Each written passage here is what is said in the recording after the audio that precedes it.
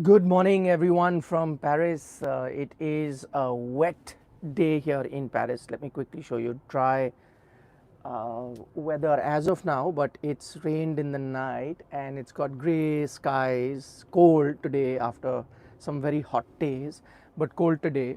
Expected to be a cold day and it's expected to rain a lot. But I'm sure the players would be rather happy to get this kind of a nice, pleasant day. So are we. A lot of traveling here in Paris, so happy that we've got a very pleasant day on the colder side. Anyway, there is no sport today that is going to involve any sort of interruption when it comes to rain. So hockey should continue even if it's raining. You've got boxing for India and badminton. All of it will not be affected because of rain. So that's the good thing. But yeah, pretty much going to build up for the big day for India because a lot of things are on the line. It is either 3 medals you're looking at, or you're looking at losing 3 medals. I mean, that's the two extremes where you could be shuttling between. Of course, there could be the 1 or 2 medals that you're looking at and missing out on 1 or 2 medals also. But as I said, there are 5 medals on the line. So how India's campaign overall turns out at the Olympic Games would be decided today, the 4th of August. So very important day. Just as Neeraj Chopra's final is going to be very important, today it's going to be very important too. So let me quickly give you an idea. Let me give you a quick preview to these 3 major matches that India would be playing today and what are India's chances in that. Let's start with hockey, the big one, the one that's going to start the earliest. It's 10 o'clock here, which is 1:30 p.m. Indian Standard Time. India taking on Great Britain in the quarterfinals of the hockey. It's an exact repeat of the last Olympics. In fact, coincidentally, all 4 quarterfinals this time in the Olympics are the exact same repeat of what happened at the last Olympics in Tokyo in 2021. So exact same thing, and if that is the exact same thing, then Indian fans would be hoping that the result should also be exactly the same. So on that occasion, if you remember, India won that particular encounter 3-1 to move into the semi-final. Of course, they went on to lose the semi-final. That's another story, but let's stick to India versus Great Britain. You had a chance, on that occasion after you won, that you would almost be guaranteed a medal. This time, India, I'd have to say, go in as the favourites. But let's dig a bit deeper into that particular encounter. So, India's had a much more steady Olympics so far. They've finished second in their group, which is, quite a good achievement. Great Britain, on the other hand, finished third in their group, but they've been very erratic. They've fought well against the Netherlands. They drew with the Netherlands, the team that has topped their group. So Great Britain drew with them, which means they are a dangerous side. But on the same time, they lost to a team like South Africa also. Not to say that South Africa is any inferior, but just there is a difference in class, and so losing to South Africa is also a big jolt. It would have been quite similar to, let's say, India losing to Ireland in their group. So which is telling you that Great Britain have been very erratic so far in the tournament. So that's one thing, but also what that tells you, on a given day they can trouble any team. So that is why it's a team that India needs to be wary of. Traditionally also that's been the case. Recently, and that's not a great stat for Indian fans, the last 4 encounters between these two teams, 3 have been won by Great Britain. Now that's not a great reading, but then see, that was also India's form leading up to the Olympics was very different to India's form now. I mean, leading up to the Olympics, you couldn't even think of beating Australia. You have at the Olympic Games. So if I'm purely looking at the form at this Olympic Games, I'd still give India that edge over Great Britain. Also, I'm loving the confidence from the Indian team. You had Harmanpreet, the captain. He wasn't talking about the quarterfinals. He wasn't talking about the semi-finals. He said, we are here to get India its 9th gold medal at the Olympic Games. So they are completely focused on that, and I might add to that. This is India's best chance in a very long time to make the hockey final.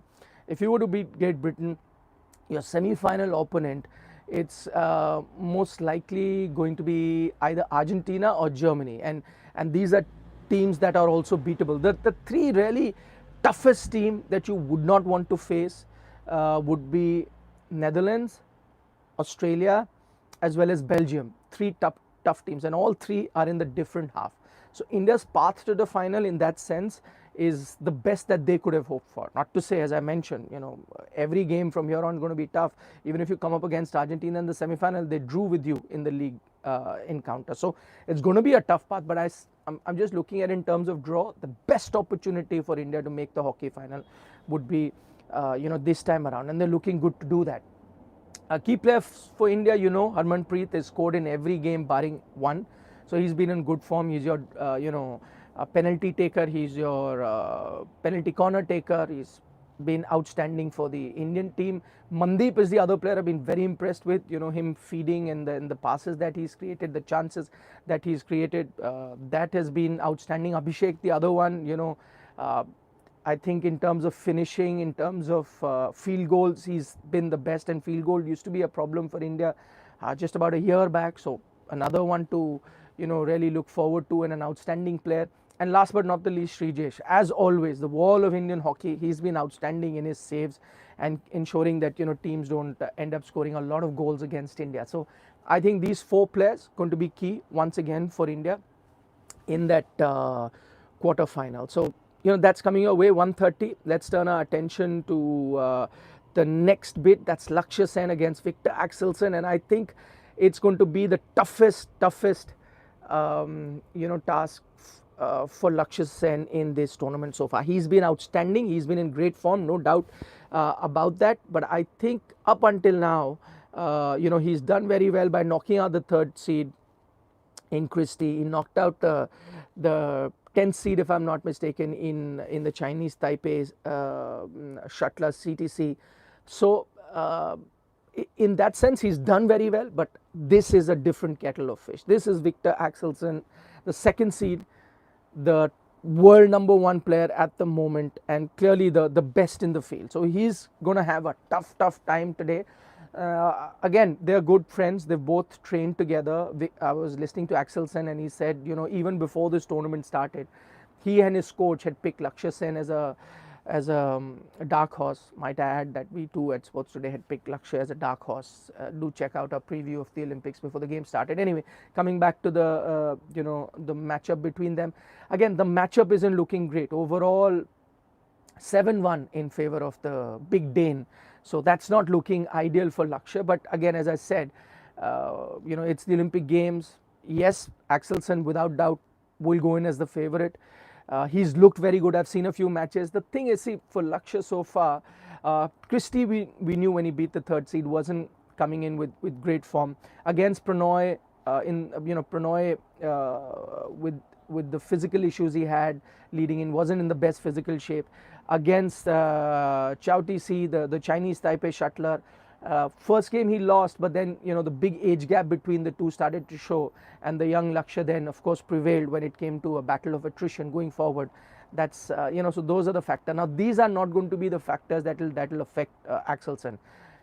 Age is not a factor with him, fitness is not a factor with him, court coverage is not a factor with him, big guy. So he's got all the weapons, and I think this is going to be Lakshya's toughest task.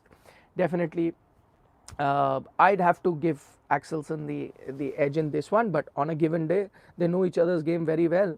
They practice a lot together in Dubai. In fact, Axelson invited him to Dubai to practice with him, Lakshya. So they know each other's game very well. And, again, 60-40, I'll put it in Axelson's favor, this one.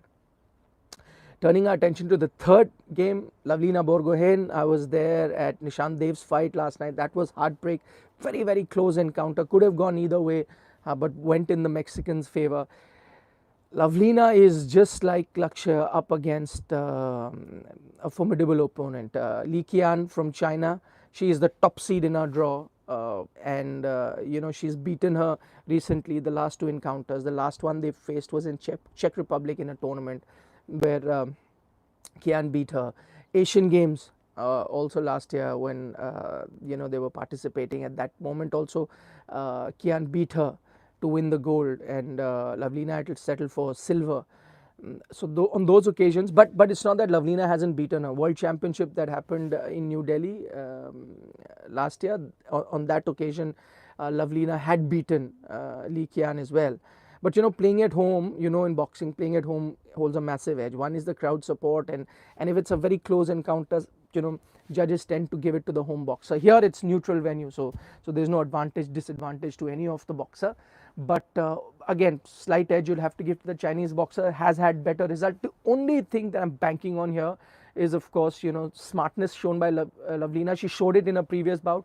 If you speak to some coaches, that best bet for Lovlina to win would be to keep Lakshya at bay, because she's an aggressive boxer. Keep her at bay and just get into a few bouts when you think strategically, smartly, but don't get involved in an aggressive, all-out boxing match. A smart, strategic way would be the best way for Lovlina to go. Remember also, she has a chance to make history. 2 medals. We've only got a handful of athletes. Sindhu has done it. Sushil has done it. Of course, now Manu Bhaker has done it. So a rare list if Lovlina can do it. But remember, last time when a medal came in Tokyo, she was in the 69 kilogram category. She's upped that to 75 kilogram category. Completely different. But again, she's on the cusp of history. Slight edge to the Chinese, but 2 very tough encounters for India starting off. But Olympic Games, anything can happen on the day. We'll keep bringing you all the latest updates on Sports Today. We'll try and go be at every venue, get you all the latest. You stick around. Don't forget to subscribe if you haven't already. Press the bell icon. That's when you know whenever we come up with the latest update. Lots of interviews. If you're interested, instead of talking boxing, about Nishant Dev's fight and the entire controversy, we had his coach live with us yesterday. Do check that video out to get a different perspective on that. For the moment, I'll take your leave. Bye bye. Take care. Nikhil Nas signing off from Paris.